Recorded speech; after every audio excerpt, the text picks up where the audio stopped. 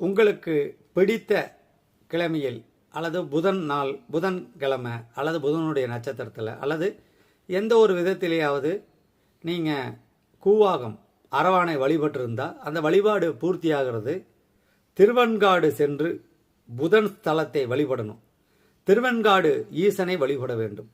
முக்குளத்தில் நீராடினால் நல்லது, அது உங்கள் விருப்பம். அல்லது அந்த குளத்து நீரை எடுத்து தலையில் தெளிச்சுக்கலாம். குளத்தில் இறங்குகிற பொழுது பாசியெலாம் இருந்ததுன்னா கவனமாக இறங்குங்க. கூவாகத்தினுடைய வழிபாடு முற்றுப்பெறுவதும் முடிவடைவதும் தர்பாரியணேஸ்வரர் கோயிலில் அருள்பாலிக்கிற புதன் பகவான். புதன் பகவான் அந்த சன்னதிக்கு நேர் பார்த்தீங்கன்னா சந்திரகுலம் இருக்கும்.